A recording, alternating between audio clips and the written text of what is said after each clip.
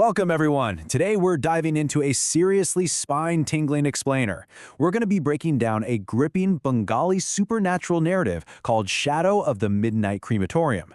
We'll literally dissect this story step by step to see exactly how it builds that creeping tension, sets up a terrifying atmosphere, and most importantly, what happens when human skepticism gets pushed way past its limits. So let me ask you, do you believe in ghosts? Or are you the type who thinks it's all just human imagination? You know, we all probably have that one friend who absolutely refuses to believe in anything they can't physically see, right? Well, in our story, that guy is Arnab. He is firmly planted in the logic-only camp. To him, the supernatural is just fairy tales made up by superstitious folks. But as we're going to see as we unpack this, extreme skepticism? Yeah, it's actually the perfect setup for a brutal reality check. Now to set the mood, the story relies on a massive contrast. Picture Chandanpur. By day, it's this peaceful, quiet, completely normal village. But the second the sun goes down and a heavy, dark thunderstorm rolls in, boom, it transforms into an absolute nightmare of a landscape. It's like day and night, literally. This duality is a classic horror trick, and it works so well.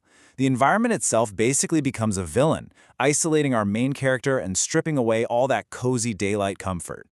All right, moving into Section 1, the Haunted Crematorium and Arnab's Dare. Let's look at where this all goes down. Because every good village has that one cursed spot, right? For Chandanpur, it's this ancient crematorium on the outskirts, absolutely smothered in dark local legends.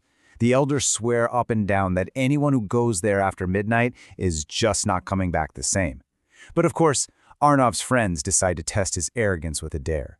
And that brings us to the magic number, 12 a.m., the midnight hour.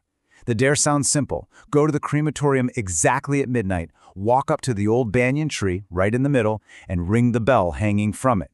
Sounds like a standard bravery test, sure. But that specific time, it's a threshold.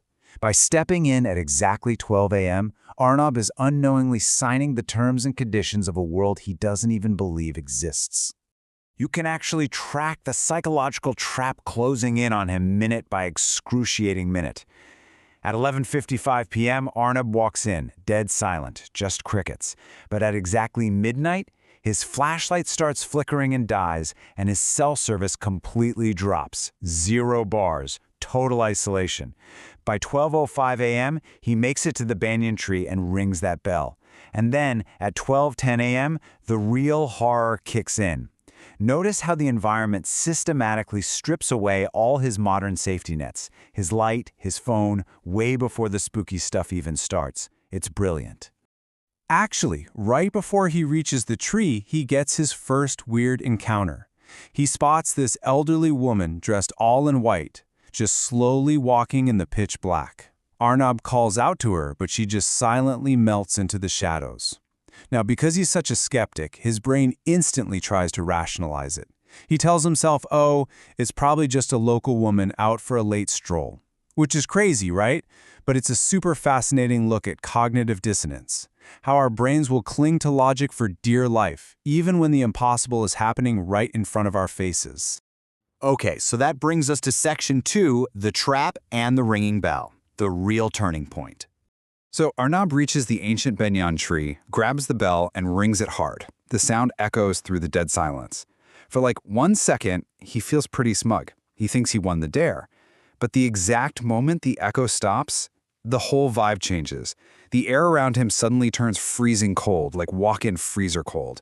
He feels this heavy, unseen presence standing right behind him. And then he hears a whisper, "Go back." He whips around, and there is literally no one there. Then the voice repeats, closer this time, right in his ear. This is where his psychological break starts. His precious logic just cannot explain what his senses are telling him. Now here is where it gets truly wild. When he finally panics and tries to run away, he gets stuck in an endless loop. He's sprinting toward the exit gate, but no matter how fast he runs, the gates don't get any closer. Instead, the path just keeps spitting him back out right in front of that exact same banyan tree. It is a brilliant, terrifying spatial trap. His logic is completely useless now because the physical laws of reality have just been thrown right out the window. And then we hit peak nightmare fuel. Trapped at this tree, Arnab suddenly finds himself surrounded by these shadowy white figures. No faces, pitch black eyes, just staring at him. Out of this crowd steps a little girl in white. She giggles and asks, "Will you play with me?" When she looks up, Arnab realizes she doesn't even have eyes, just empty black sockets. This visual right here, it perfectly captures that pure, raw terror that finally shatters whatever is left of his arrogant disbelief. Which leads us right into Section 3, the warning and the protector. Arnab is running blindly in absolute terror, hearing these horrific crying sounds all around him, until he literally trips and collapses in front of this old, broken grave. Now, what's really interesting is that the aggressive threat suddenly pauses. The story shifts gears to deliver its core lesson. Carved on the tombstone, it says, "Those who come with arrogance never return as the same person." This is the moral anchor of the whole explainer today. The crematorium isn't just some spooky place full of monsters. It's an equalizer. It punishes hubris. Arnab brought all this disrespect into a dangerous, sacred space, and the consequence is the total destruction of his worldview. Just as he gives up hope and his flashlight dies for good, leaving him in total darkness, a freezing hand grabs his shoulder. He opens his eyes, and it's the elderly woman he saw earlier. She gives him a chilling warning. Do not play with fear. Some places are not for humans.